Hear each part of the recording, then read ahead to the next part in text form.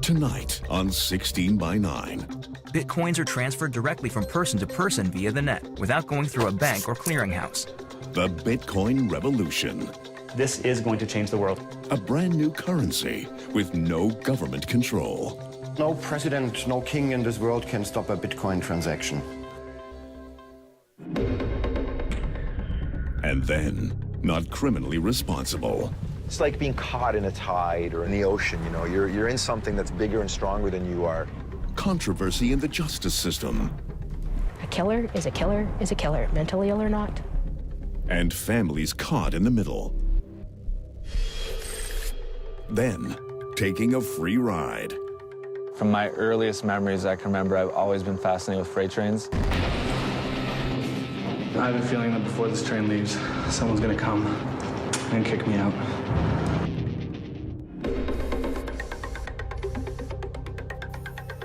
Here's Carolyn Jarvis. Good evening and welcome to 16 by 9. As the dollar and the euro continue their slow path to recovery, some people are trading in their money for a currency that is already booming. It's called Bitcoin, and it's the currency of the internet. Invented 5 years ago by an anonymous programmer, Bitcoin has no government tied to it, no delay when sending money, and few, if any, transaction fees. And while many people still may not consider Bitcoin real money, it's making some people really rich.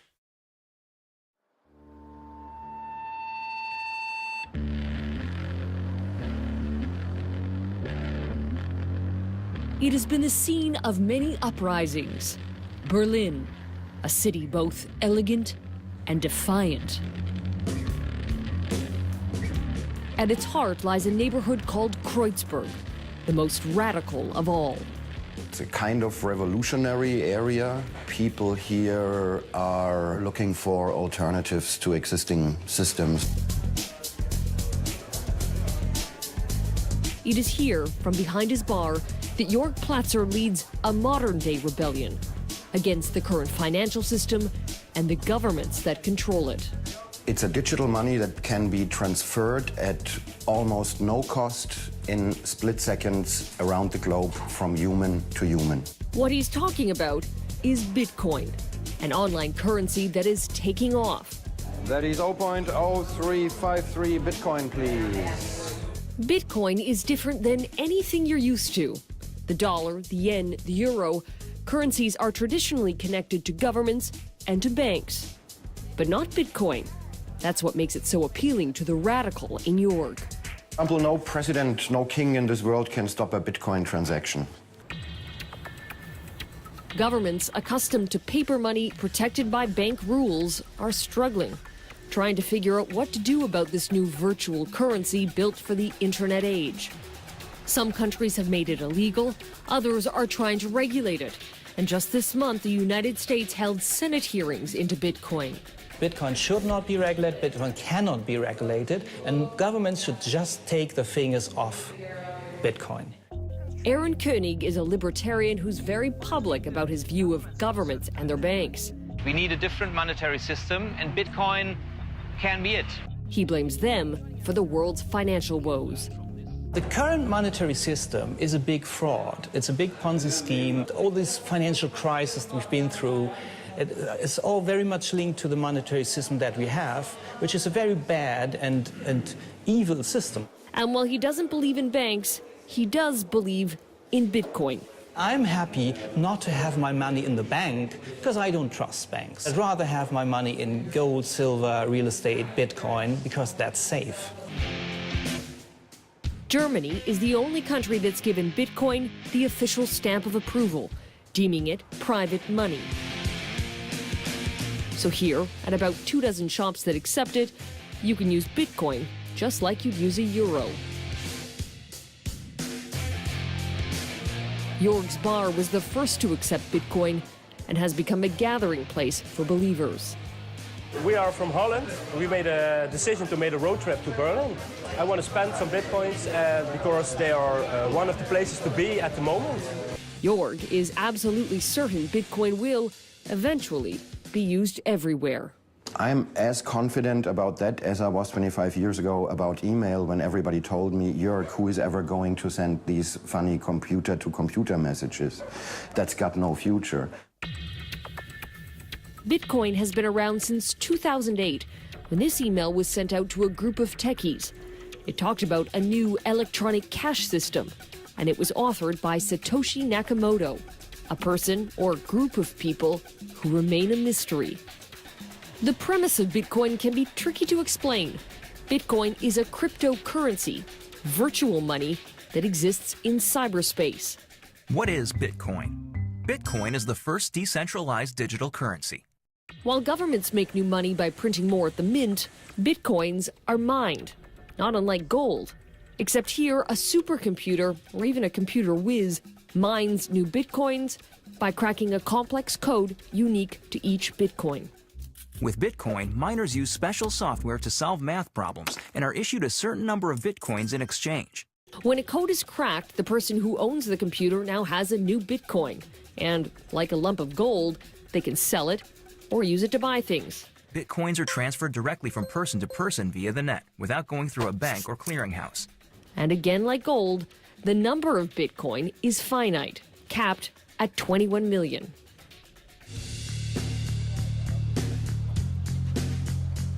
We wanted to try out Bitcoin, so equipped with a digital wallet that we downloaded onto a smartphone, we gave it a shot. The process is relatively simple.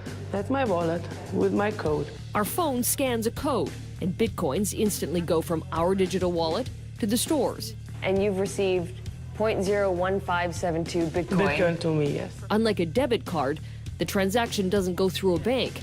And unlike a credit card, there were almost no fees. You can really compare to the internet in the early 90s. Not that many people used it, and when you try to explain it to somebody, everybody would say, who needs that? It's just for computer freaks. I heard it all before. Hello? Aaron Koenig is so convinced Bitcoin is the way of the future that he's running a Bitcoin exchange. This may not look like a typical trading floor, but it works the same way. People meet to buy and sell Bitcoin. 100 euros would be 0.79. But Bitcoin has another, very different kind of believer than anti-government libertarians. At the epicenter of capitalism in downtown Manhattan, we caught up with the speculators. The problem being a Bitcoin company right now is they want to invest too much money. Jaron Lukasevich, Charlie Shrem, and David Johnston. Think of them as the new generation of dot-com millionaires. Every major venture capital firm in the country is looking to invest in our company, and they're very serious about many companies in the space. All three created Bitcoin startups and reaped the rewards of investing early. When you first bought Bitcoin, how much was it worth? 35. I think 17. $14.56. And how much is it worth today? Gox I saw this morning at 200 and Bitstamp at 190. That's incredible. Yeah. It's just the beginning. Since we recorded that interview in October, Bitcoin has multiplied more than fivefold in price, cracking the $1,000 mark for one Bitcoin. So there are still millionaires to be made. Absolutely. There are billionaires to be made. Perhaps the first billionaires to be made will be the Winklevoss twins of Facebook fame, who reportedly own 1% of all Bitcoin. Today, Charlie Shrem co-owns a bar he bought with Bitcoin, pays his rent with Bitcoin, and he, along with Jaron and David, hope their companies will drive Bitcoin into the mainstream. Something that can be used for someone in their everyday life, the soccer moms, the grandmas, that's when Bitcoin's going to really be valuable. And that's what we're all trying to do. To people who say this isn't real money, you say what? The dollar isn't real money. Speculators are the largest group of Bitcoin owners by far, credited with skyrocketing Bitcoin's value. But some of the same things that attract speculators are drawing in another group. Breaking news tonight, a mysterious online marketplace. The FBI has seized control of the Silk Road. It's like cocaine and heroin. And it's making Bitcoin front page news. Next, a cyber currency and its criminal connection. It often can become a haven for money launderers, terrorists, narco-terrorists, etc.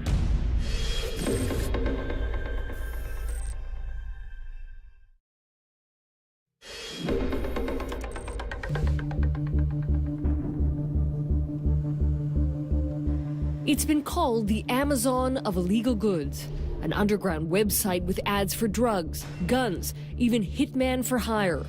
It went by the name Silk Road, and it only dealt in Bitcoin. It's Silk Road. Black tar heroin to crack cocaine. Cybercurrency, illegal business on the web. When the FBI shut it down in October, it made headlines. They called it the most sophisticated criminal marketplace on the internet. A haven for money launderers, terrorists, narco-terrorists, etc.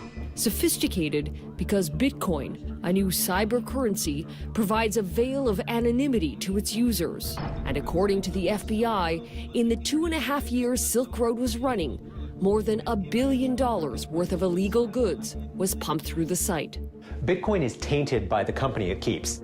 Duncan Stewart is a tech trend analyst. The fact that Bitcoin has certain attributes that are unusually well suited to illegal activities means that it tends to attract those elements who wish to do illegal things. While the alleged mastermind of Silk Road denies all charges, police warn he won't be the only one who's caught. Already, another illegal bazaar has sprung up in Silk Road's place. It's called Black Market Reloaded, and on it we found ads for this AK-47, grenades, and cocaine. And again, it only accepts Bitcoin. You think people are going to be prosecuted for using Bitcoin in Canada? I think they will be prosecuted for using Bitcoin either for actual illegal activities, drugs, violence, weapons, or for making $1 million trading Bitcoin and not reporting that to the tax person. But there is another obstacle for Bitcoin as big as the FBI and the RCMP. The banks. In both Canada and the US, they are leery of Bitcoin. I've been kicked out of every major bank. I can't have an account at Chase, Citibank, Wells Fargo, because I'm in Bitcoin. Charlie Shrem created a company to make Bitcoin more user-friendly. One bank flew me out and said the reason we can't work with you is we simply see you as a competitor to us. That's why we can't bank you. I know which bank that was. Yeah, have a nice day. So what am I supposed to do in that case? In Canada, some Bitcoin startups have received letters like this one, closing down their accounts. When we asked the banks about their position on Bitcoin, no one would explain. But security expert Michael Perklin has a theory. The way that the Bitcoin technology works, you don't need banks. You can be your own bank. It's got to be a scary notion if you're one of the major 5 banks in Canada. You're taking business away from the bank. It definitely is a sea change. Could the banks shut down Bitcoin? No. They can make it difficult to use, and they can make it difficult to go back and forth between traditional currencies and Bitcoin. But there's nothing that a bank can do to shut down Bitcoin. The rub for banks is that in the cyber world, you won't need a checking or savings account. People will be able to keep their money in an electronic wallet. So given this new technology, what will the banks look like in 20 years' time? Hi, I'm Mike. How's it going? And, hi, you're Carolyn. How's it going? People can be their own banks. And if there's a sign that time is near, this could be it. So say we want to do $120. This is going to get you 0.5438 Bitcoin. The world's first, and so far only, Bitcoin ATM. It went live just last month in Vancouver and did $100,000 worth of transactions in the first week alone. The company's co-founder, Mitchell Demeter. We're going to be spreading those out across Canada, probably hitting the major cities, Calgary, Toronto, Montreal, and Ottawa. Currency expert Arvind Jan doesn't buy it. He says Bitcoin is unreliable and too much of a mystery. It's being issued by an algorithm on computer, but who's deciding that? Who decides how many dollars are issued? Who has control over that? And that part gives me a bit of a fear that it has the potential to become a Ponzi scheme. He says the money we have now works because it's backed by institutions and norms, like regular elections and taxes. The fact that these are currencies issued by a system that is working according to known rules, and it is working, it's likely to continue working for the foreseeable future. Without government rules or a framework, Bitcoin is only regulated by the free market. If you ask me what's going to be the value of Bitcoin in 1 year, I would say somewhere between $20,000 and $2,000. A bubble is not a stable situation. It's, in the long run, very unhealthy for the economies. And who's to say there won't be another digital currency in a month? What prevents somebody else from coming up and saying, my algorithm is even better than the Bitcoin algorithm? If somebody better comes along, there goes the value of Bitcoin. Still, the excitement for Bitcoin hasn't waned. The currency continues to grow. And for the true believers, it is the future. This is going to change the world. I see it as only a matter of time before this technology gets adopted everywhere. In my lifetime? Definitely in your lifetime. We'll be right back.